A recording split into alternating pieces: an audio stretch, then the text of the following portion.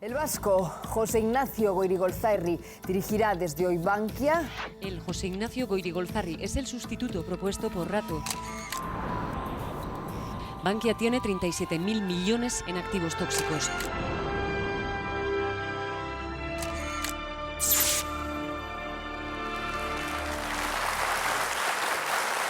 De él se ha escrito mucho.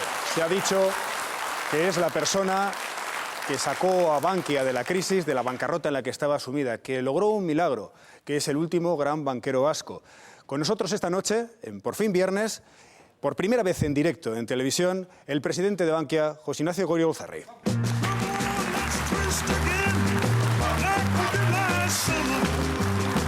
tal estás? Creo que estará a gusto también con la elección musical que hemos decidido, ¿no? El twist, digo. Resulta cómodo. También, efectivamente. Es un ritmo que me dicen que le resulta familiar, ¿no? Que le es familiar. Bueno, me gusta, sí señor, me gusta muchísimo, es verdad. Primera entrevista en televisión en directo, nuestro estreno también. ¿Compartimos vértigo? Por supuesto. Bueno, sí. Tú sabrás. Sí.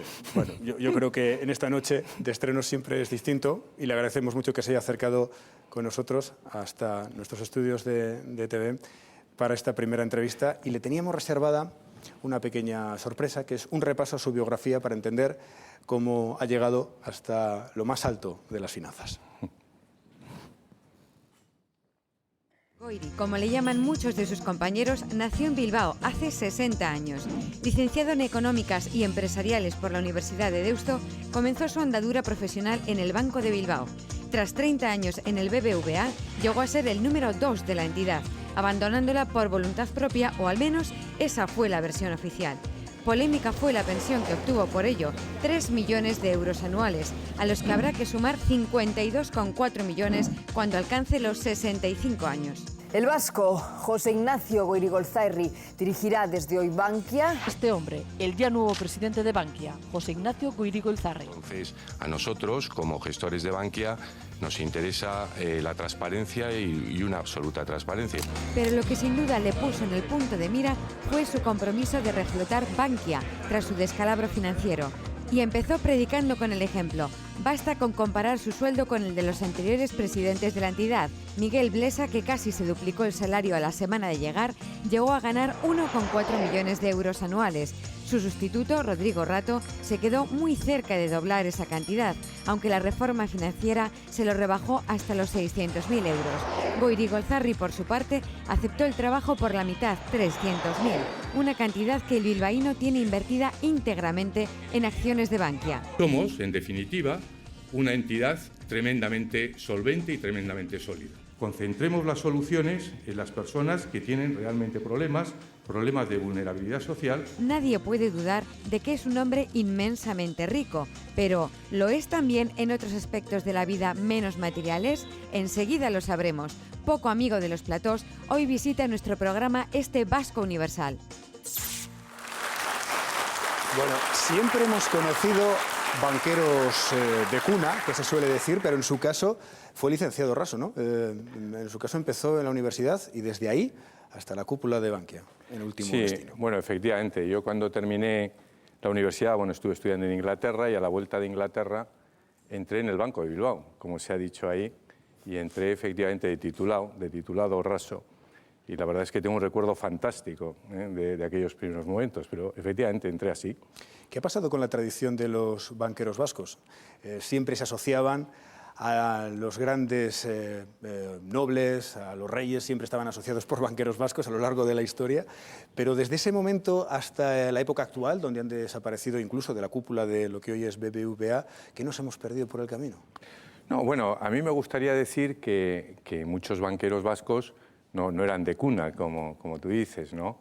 No sé, los últimos, Alfredo Sáez, Pedro Luis Uriarte, etcétera, pues tienen una carrera muy similar a la mía. Es decir, gente profesional que salió de la universidad, que empezó a trabajar o bien en banca o bien en otra actividad, y que a través de su carrera profesional ha llegado a puestos muy importantes en el mundo bancario, ¿no?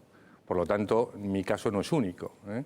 Es más, yo creo que hay mucha gente muy relacionada con la Universidad de Deusto, que ha hecho la misma carrera que yo. Pero en estos momentos podríamos, no sé si se siente más o menos cómodo con el título de último banquero vasco de primera fila. Bueno, esperemos que último no. De su paso por el BBVA al inicio de esta crisis nos quedan titulares como este, en el que se hablaba de la crisis como una oportunidad también para la banca.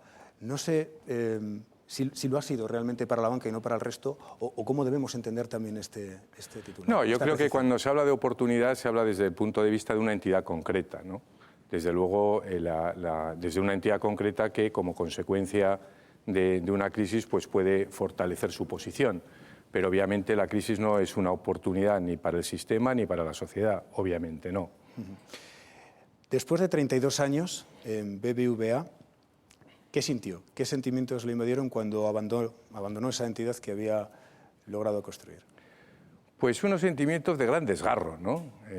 Yo al final había estado 32, 33 años en BBV y en BBVA. Cuando yo entré, de siglas. Exactamente, toda la sumatoria de todas estas siglas.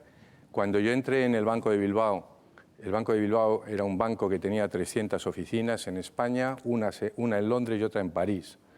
Y cuando dejé BBVA, pues era un banco muy distinto, porque tenía ya pues, más de 100.000 personas trabajando, más de 10.000 oficinas, pero para mí es todo un continuo. Y por lo tanto, cuando salí de BBVA, pues dejé gran parte de mi vida y muchas ilusiones y también muchísimos amigos. Tengo que decir que la verdad es que cuando salí de BBVA pues fue un desgarro, pero también siempre he tenido y sigo teniendo un maravilloso recuerdo de los tiempos que estuve ahí, maravilloso. Y otras inquietudes también, la filosofía. ¿No quedamos en que usted era bueno en los números? Bueno, no sé si soy bueno en los números, pero sí, efectivamente, cuando dejé BBVA, la verdad es que era necesario empezar una nueva etapa, una etapa muy distinta, ¿no? Y la verdad es que ha habido dos cosas en mi vida que siempre me han atraído mucho. Por un lado, la filosofía, y por otro lado, apoyar a los emprendedores. Y es lo que hice. Creé una fundación, la Fundación Garum, de apoyo a los emprendedores en Latinoamérica y aquí también, ¿no? Pero con mucho foco en Latinoamérica. Y también me pude enrolar en unos cursos de filosofía. Y la verdad es que, bueno, como no había exámenes, creo que bien. O sea, yo por lo menos me quedé encantado. Seguro que le suena esta cita. El hombre es un lobo para el hombre. No sé si esto tiene que ver con esa visión de que es mejor una banca profesionalizada que otra controlada por distintas instituciones. ¿Tiene algo que ver no, ese planteamiento? Sí. Bueno, yo lo que pienso es que la banca lo que tiene que ser tiene que tener una dirección muy profesional, ¿no? Eso lo he pensado siempre y lo sigo pensando ahora y desde luego fue uno de los elementos fundamentales en la entrada en Bankia, ¿no? Cuando yo fui nombrado presidente de Bankia había 2 o 3 cosas que había que hacer y había que hacer muy rápidamente y una de ellas, probablemente no la menos importante, probablemente la más importante, era profesionalizar el Consejo de Administración. Es decir, que en el Consejo de Administración estuviera gente profundamente profesional. Y como consecuencia de eso cambiamos el consejo tanto de Bankia como de BFA, que es el holding. Se incorporaron 10 personas, 10 consejeros a Bankia, todos sin ningún pasado político, político, pero todos con un currículum profesional absolutamente envidiable. Y aprovecho para decir que con ese currículum profesional absolutamente envidiable, ellos asumieron el riesgo reputacional que entonces suponía incorporarse a Bankia. Y digo esto porque siempre me gusta, cuando hablo de ellos, reconocerles, porque yo estoy muy agradecido del riesgo reputacional que tomaron entonces. Hoy ser consejero de Bankia, supongo que hay mucha gente que quiere serlo, pero entonces, para personas con gran prestigio como ellos, dieron un paso que yo no olvido. Bankia, en cualquier caso, es fruto de la unión de distintas cajas, es decir, origen público por un lado, usted viene de la privada, pero ¿qué lleva a alguien que tiene su vida resuelta, por otra parte, después de su salida de BBVA, a tener que meterse en semejante problema? ¿Cuál es el reto? Porque yo creo que la mayoría no entendemos, ¿no?, cómo ponerse en mitad de todos los focos cuando todo el mundo miraba la evolución de la economía española y muy concretamente lo que estaba ocurriendo en esa entidad financiera? Bueno, precisamente por eso, ¿no? Yo recuerdo que yo estaba, como comentaba anteriormente, muy dedicado al mundo de los emprendedores, intentando organizar y montar una red con universidades latinoamericanas. Y yo recuerdo muy bien, recordemos todos, estamos hablando del verano del año 2012, en aquel momento las primas de riesgo estaban en los entornos de 600 puntos, el euro estaba al borde de la quiebra, la economía española estaba en una situación realmente tremenda y dentro de la economía española el problema era el sistema financiero y dentro del sistema financiero el problema era Bankia. Bueno, y cuando a mí me ofrecieron entrar en Bankia, pues por supuesto lo tuve que pensar, especialmente con mi mujer, por supuesto. ¿Tuvo tiempo para pensarlo? Bueno, el razonable, lógicamente muy poco, ¿no? Pero básicamente la motivación es evidente, ¿no? A mí me parece que en momentos de crisis tan tremendos como esos, uno no puede dar un paso atrás. Uno tiene que, por responsabilidad social, uno tiene que dar un paso adelante y asumir ese reto. Claro que sí, es que si no, probablemente pues no me hubiera encontrado demasiado contento conmigo mismo, ¿no? Y usted entonces defendía también la intervención pública en afirmaciones como esta, que podemos ver en el siguiente titular, donde... Esto es una auténtica hemeroteca, ¿eh? Lógicamente. También el caso ha dado mucho que hablar y que escribir, como podemos ver. No se ha rescatado a los banqueros, sino a los depositantes. Sí, cierto. por supuesto. ¿Hubiera sido posible dejar caer Bankia?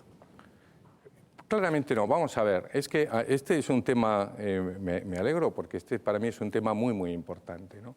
Me parece que es muy, muy importante que fijemos qué significa rescatar a la banca, ¿no? Y tomemos el caso de Bankia. Cuando la gente dice, bueno, rescatar a la banca significa rescatar a los grandes accionistas, a los grandes prebostes. Bueno, en el caso de Bankia, desafortunadamente, y digo desafortunadamente porque realmente lo siento así, los accionistas perdieron prácticamente todo su valor. Se dice, no, bueno, pero a la gente que estaba en los consejos. En mi caso, todos los casos, en el caso de Bankia, vamos, todos los consejeros salieron y ninguno se llevó ninguna indemnización. La plantilla de Bankia sufrió mucho. Nosotros hemos tenido que reducir nuestra plantilla de 20.500 personas a 14.500 personas. Y los que nos hemos quedado hemos tenido que reducir nuestros sueldos. Y en consecuencia, ¿cuál es la razón por la cual tienes que defender? Pues la razón son los 9 millones de depositantes. Usted ha dicho en cualquier caso que si nos dieron 22.000 millones hay que reconocer que algo se ha hecho mal. ¿Quiénes deben reconocer y qué? Bueno, yo lo que que algo se ha hecho mal, obviamente los que tienen que reconocer son las personas. Esto es en el caso de Bankia y en todos los casos. Los primeros que tienen que reconocer son las personas que son los responsables, que están guiando, que están gerenciando, dirigiendo una entidad y, por lo tanto, los primeros que lo hicieron mal son los que mandan, eso por definición, ¿no? Y como consecuencia de eso, desde el punto de vista de gestión, nosotros tomamos las decisiones que entendimos que eran las que había que tomar, es decir, sustituir el Consejo de Administración, cambiar el Consejo de Administración por nuevos responsables. Las entidades financieras han ejecutado desahucios, han comercializado algunos productos, como pueden ser las preferentes, que han hecho que muchos clientes se sientan estafados, que se sientan engañados. ¿Cómo se recupera la confianza? Y muchos contribuyentes también se preguntarán, ¿y cuándo vamos a recuperar ese dinero que hemos prestado a la banca?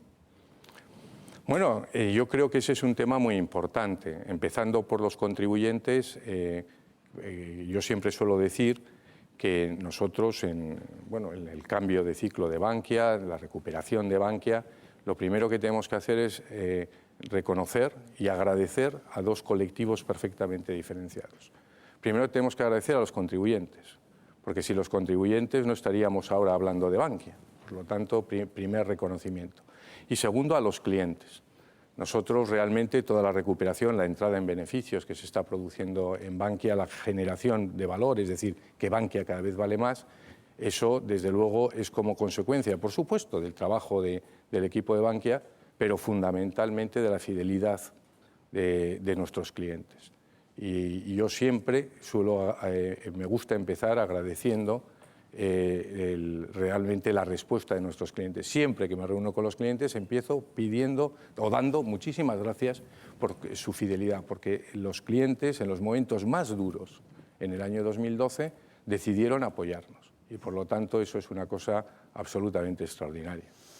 Extraordinario también como los tiempos que le han tocado vivir al frente de esa presidencia de Bankia. Lo cierto es que se ha hablado mucho de la responsabilidad social de la banca y también de la recuperación económica, una recuperación económica que muchas personas pues, tardan en ver. No sé si banqueros y el ciudadano de a pie de calle comparten la misma variable, por ejemplo, la tasa de paro. ¿Es una variable que ustedes contemplan como un signo de recuperación económica o ya estamos en ella y todavía no somos conscientes? No, a mí me parece que cuando uno analiza, al final la economía, ¿qué es? La economía no es nada, la economía son las personas. Al final la economía es un medio para que las personas tengan una mejor calidad de vida. Entonces, ¿por qué pensamos que a veces la economía se olvida de nosotros? Bueno, es que la economía no se olvida de nosotros, alguien se olvidará de nosotros. Pero el sistema económico se olvida de nosotros. No, lo que ocurre es que efectivamente en estos momentos cuando uno analiza la situación económica, lo primero que tiene que pensar es que la mayor lacra, el mayor problema que en la situación económica actual es el desempleo. Y eso yo creo que hay que tenerlo absolutamente claro. Y yo creo que las personas que no tienen eso claro, pues realmente tienen una falta de sensibilidad social realmente notable, ¿no? Dicho eso, lo que sí es cierto, porque sí es cierto, es que parece que la economía, en términos de mediciones macro, como se hacen este tipo de mediciones, está cambiando claramente su ciclo. Hoy estamos teniendo un crecimiento económico que hace un año no teníamos. Hace un año todavía seguíamos cayendo y ahora estamos subiendo.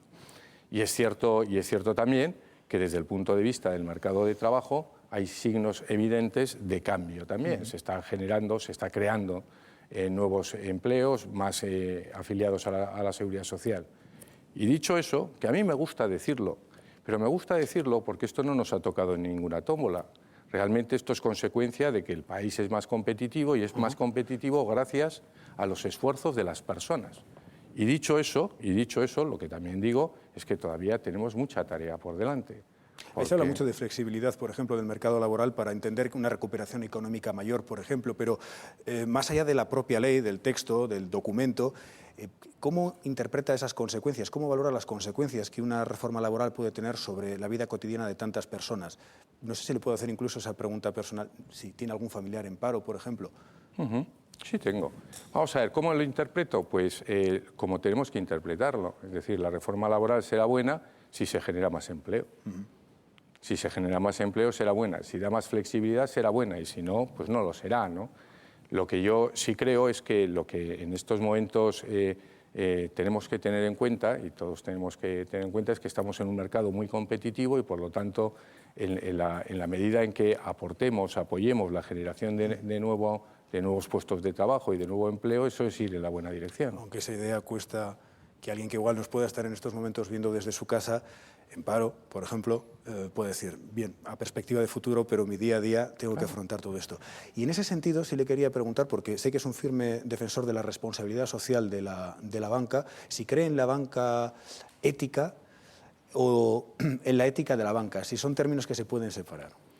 Vamos a ver, a mí yo no diferencio entre la banca ética, que normalmente se autodenomina banca ética, sino que mi opinión, y no sobre la banca, sino en general sobre cualquier compañía, es que cualquier compañía que no se base en un proyecto empresarial, y desde luego el bancario es uno de los ejemplos, pero cualquier proyecto que no se base en unas profundas raíces morales, unas profundas raíces éticas, yo creo que no puede ser sostenible en el medio y largo plazo. Y eso lo creo profundamente, y lo creo profundamente desde dos puntos de vista. Creo que en estos momentos aquellas compañías que no tengan unos profundos sentimientos, digamos, éticos, corren riesgos reputacionales evidentes, que pueden llevarse por delante a las compañías, en una sociedad que cada día es más exigente, afortunadamente. Pero a mí me gusta dar un paso más. Yo no creo que esa sea la razón por la cual la ética tenga que estar en los proyectos empresariales, sino que entiendo que la ética tiene que estar en los proyectos empresariales porque es la mejor manera de asegurar que los proyectos tengan futuro. Y eso no es una manera de hablar. No, quiero decir, no es una manera de hablar porque en el caso de Bankia ese fue el primer movimiento que estuvimos haciendo y que estamos haciendo. La definición de unos principios claramente anclados y el primer mensaje que nosotros lanzamos a la sociedad es ese, precisamente.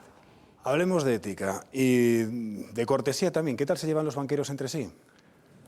Pues razonablemente bien, la gente es educada.